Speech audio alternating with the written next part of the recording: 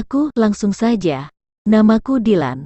Jenis kelamin laki-laki, bernapas menggunakan paru-paru, sama seperti seekor paus. Pada 1977, kira-kira waktu masih umur 5 tahun, pernah ingin jadi macan, tapi itu gak mungkin, kata nenekku. Nenek tersenyum, sedangkan aku kecewa. Aku lahir di Bandung, dari seorang ibu yang oleh anaknya dipanggil Bunda. Kecuali kalau akunya sedang mau minta uang, aku memanggilnya Bunda Hara, seperti yang sudah Lia ceritakan di dalam buku itu. Tapi, aku pernah sekali memanggilnya Sari Bunda, yaitu pada kasus di saat aku ingin makan. Asal tahu saja, ibuku, si Bunda itu adalah Puja Kesuma, tetapi bukan bunga, melainkan akronim dari Putri Jawa kelahiran Sumatera karena dia lahir di Aceh. Tepatnya di kota Sigli, ibu kota Kabupaten Pidi. Dia alumnus IKIP Bandung, jurusan sastra dan bahasa. Ayahnya seorang guru SD, yang dulu di daerahnya dikenal sebagai seorang penyair kelas lokal. Sejak menikah dengan ayah, dia selalu dibawa-bawa pindah, yaitu ke berbagai daerah di Indonesia. Hidup ini, kata Einstein, bagai naik sepeda, untuk tetap bisa berada di dalam keseimbangan. Kau harus terus bergerak, tapi, bukan karena teori itu ayahku pindah, melainkan karena tugas dari komandan, salah satunya ke daerah Teluk Jambe, di Karawang. Waktu aku duduk di kelas 3 SD, kami pernah tinggal di Kabupaten Manatuto, salah satu kota di daerah Timur Timur yang dulu masih bagian dari wilayah Indonesia sebagai salah satu provinsi. Aku jadi sedikit bisa bahasa Tetum, yaitu bahasa umum yang sering dipakai di Timur Timur. Bunda, hau harakak hemu, kataku sepulang dari main ke muara sungai Rip Laclo yang indah. Apa itu? Tanya Bunda. Aku mau minum, nak. Pakai bahasa Indonesia aja kalau mau minum. Obrigado. Kataku gak nyambung karena artinya, terima kasih, tapi yang penting, pakai bahasa Tetum.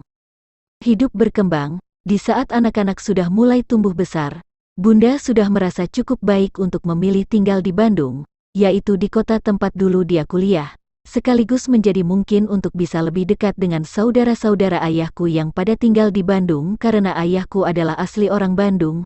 Waktu aku duduk di kelas 5 SD, ayah membeli rumah di Kompleks Perumahan Riung Bandung, sebagai salah satu fasilitas untuk membangun rumah tangga yang sakinah dan mawadah di bawah iringan lagu-lagu Rolling Stone kesukaan si Bunda, dan suara gelak tawa dari kawan-kawan masa kuliahnya kalau mereka sedang pada ngumpul di rumah sambil menikmati teri tokok khas Aceh gratis. Si Bunda tidak bisa ikut ayah yang harus tinggal di rumah dinasnya di Karawang karena harus ngajar di salah satu SMA yang ada di Bandung.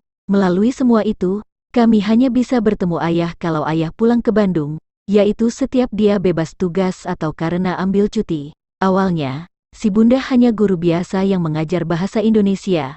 Entah bagaimana, pada 1989, dia naik jabatan menjadi seorang kepala sekolah di salah satu SMA yang ada di Bandung. Mengenai soal ini, ada yang harus aku syukuri, yaitu, si Bunda bukan kepala sekolah di SMA-ku.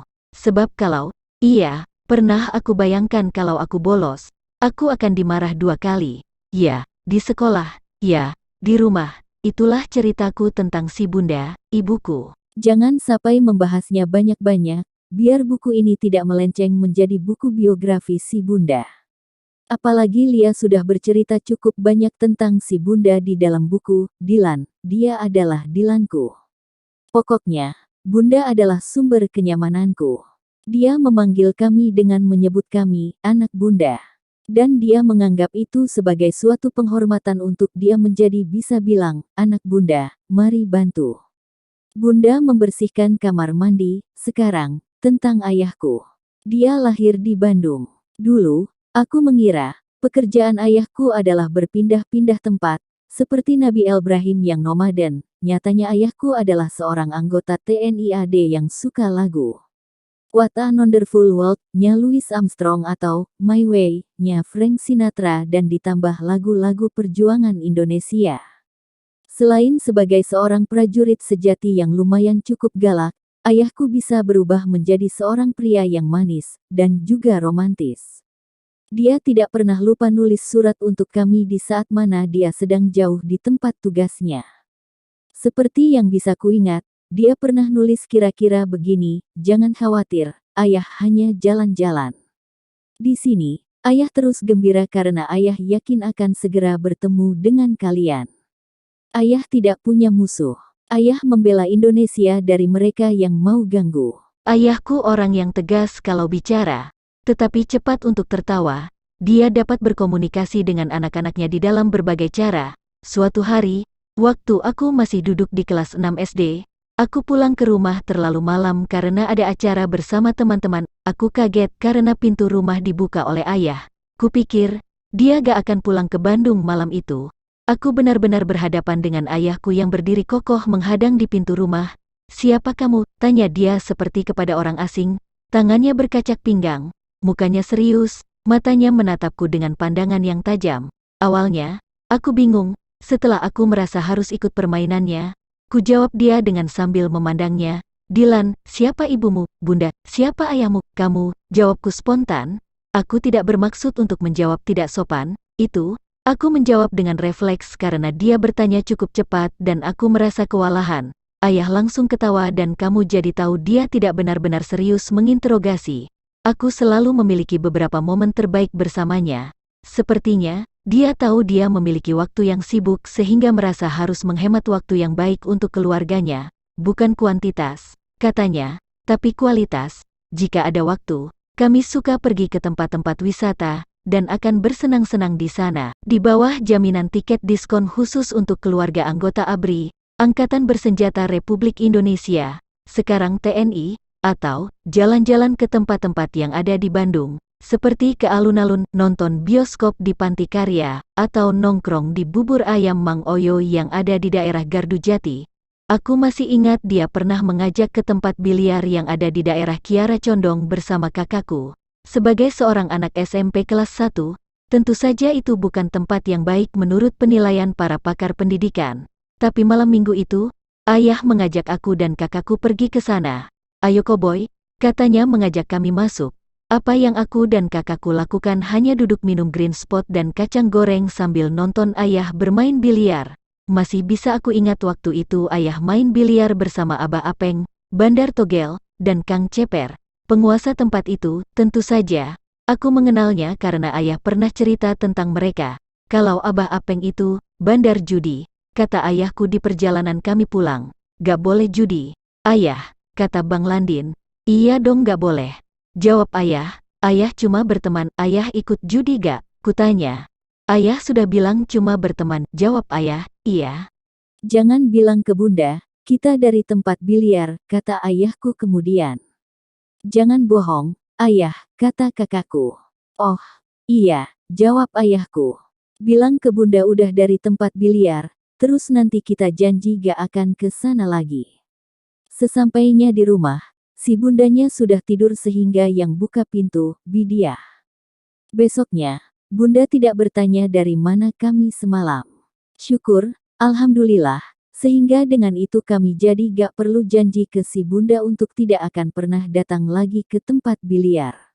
Pada 1997 kalau gak salah, yaitu waktu aku sudah kuliah, ada kabar bahwa tempat biliar itu diserbu oleh kelompok tertentu, kemudian aku tidak pernah melihat tempat itu lagi sampai sekarang. Aku tidak mau memberi pandangan tentang apa yang dilakukan oleh kelompok agama itu, yang pasti biar bagaimanapun, tempat itu menjadi salah satu saksinya.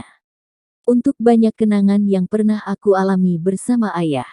Mau gimana lagi, apapun yang kau katakan, secara pribadi aku berterima kasih kepada ayah bahwa aku pernah punya kesempatan untuk datang ke tempat itu dan aku tidak pernah datang lagi ke tempat seperti itu.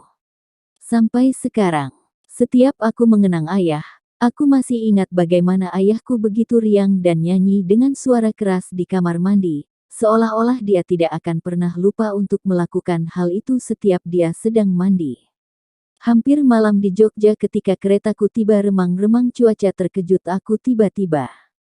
Kalau ada anaknya yang cemberut disebabkan karena ngambek oleh masalah yang sepele, biasanya dia akan datang untuk duduk di sampingnya dan aku masih ingat dia pernah bicara. "Tak ada yang selesai dengan menangis," katanya.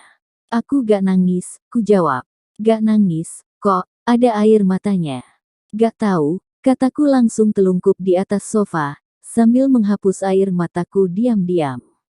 Kalau gak salah, aku masih TK waktu itu. Bunda, air mata siapa di pipi Dilan? Ayah nanya ke bunda dengan agak teriak karena si bundanya sedang ada di ruang tengah. Gak boleh nitip-nitip gini.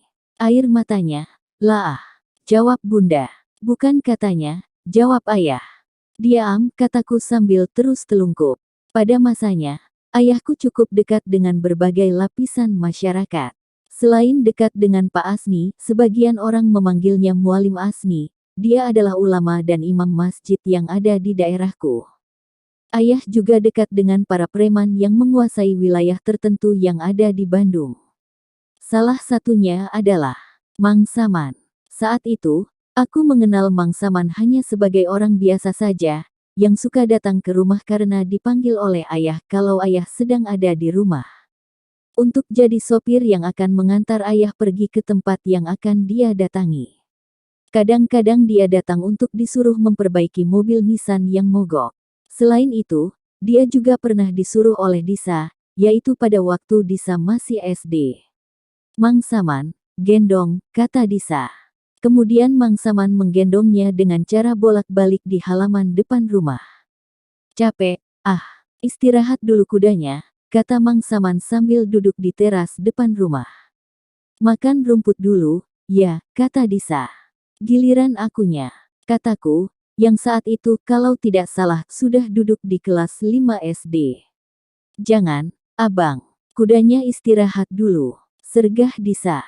Saat itu, aku belum tahu bahwa Mang Saman adalah preman yang cukup disegani dan ditakuti. Saat itu, aku belum tahu bahwa Mang Saman adalah orang yang cukup berpengaruh dan menguasai daerah tertentu yang ada di Bandung. Saat itu, aku belum tahu bahwa Mang Saman adalah pimpinan dari preman yang menguasai tempat-tempat hiburan dan perjudian, serta hal lainnya lagi yang berkaitan dengan dunia malam. Dari penampilannya, Mang Saman cukup santun dan jauh dari kesan sebagai seorang preman. Kalau berjalan, dia cukup kalem. Tidak arogan dan tidak sok jagoan. Setiap aku bertemu dengan Mang Saman, aku malah selalu melihat dia tersenyum. Biasanya dia datang dengan menggunakan sepeda motor sejenis RX King atau Trail, ya. Aku sudah lupa. Kadang-kadang dia datang membawa istrinya, untuk membantu si bunda atau bidiah masak besar di dapur disebabkan oleh karena ada acara. Sore itu, ayah sedang ada di rumah. Mang Saman datang bersama beberapa orang lainnya yang tidak semuanya ku kenal. Mereka datang ke rumah untuk nonton televisi yang menayangkan acara pertandingan badminton antara Indonesia melawan China dalam rangka memperebutkan piala Thomas dan Uber. Kalau tidak salah, idolanya saat itu adalah Liam Swiking. Karena pertandingan belum dimulai, mereka hanya mengobrol sambil minum kopi di teras rumah. Ayah menyuruh Mang Saman untuk mengajak aku dan Disa jalan-jalan. Saat aku sedang menulis tentang ini, aku mikir di manakah ketiga kakakku berada saat itu. Mungkin mereka sedang main bersama kawan-kawannya di luar, karena mereka sudah besar. Asyik, kata Disa. Akhirnya, dengan menggunakan mobil Nissan, aku dan Disa pergi jalan-jalan. Tidak sampai pergi jauh, hanya berputar-putar di sekitar kompleks perumahan. Dulu rasanya masih sepi, belum ramai seperti sekarang ini. Jalanan betul-betul masih lengang, sehingga Mang Saman bisa menyetir dengan cara turun dari mobil. Dia benar-benar melakukannya dan lari di samping mobil yang pintunya sengaja dia buka. Sementara kedua tangannya masih terus memegang setir, sehingga mobil yang sedang melaju pelan itu bisa tetap di dalam kendalinya. Entah bagaimana dia bisa. Aku hanya tertawa menyaksikan Mang Saman main akrobat macam itu. Sayangnya cuma sebentar, padahal seru. Lagi, kataku, ketika Mang Saman kembali duduk di kursi mobil. Udah nanti ketahuan ayah, jawab Mang Saman sambil tersenyum. Ayah di rumah, kata Disa tiba-tiba. Sekitar 1983, preman-preman itu habis karena dibunuh oleh para penembak misterius atau biasa disebut Petrus. Entah bagaimana hatiku merasa seperti berhenti saat itu. Banyak orang menduga Petrus adalah operasi rahasia dari pemerintahan Soeharto untuk menanggulangi tingkat kejahatan di seluruh Indonesia. Selama peristiwa itu, Mang Saman sembunyi di rumahku. Dia selamat, tapi yang lain tidak. Mayoritas yang tewas adalah preman yang tubuhnya dipenuhi oleh tato. Jenazahnya dimasukin ke dalam karung dan dibuang di tempat umum, salah satunya adalah Kang Oji. Aku sedih, karena anaknya Kang Oji adalah temanku, namanya Uung. Setelah kejadian itu, istri Kang Oji datang ke rumahku bersama Uung dan menangis di bangku teras rumah di saat mereka sedang ngobrol dengan Bunda. Aku sangat dekat dengan Mang Saman, aku pikir dia adalah temanku. Dia meninggal pada 1988 disebabkan oleh karena sakit. Sebelum meninggal, dia dikenal sebagai orang yang agamis dan menjadi pengurus DKM di salah satu masjid yang ada di daerahnya. Siapa akan ngangka di ujung hidupnya, Mang Saman menjadi orang yang baik sekaligus dikenal sebagai seorang muazin.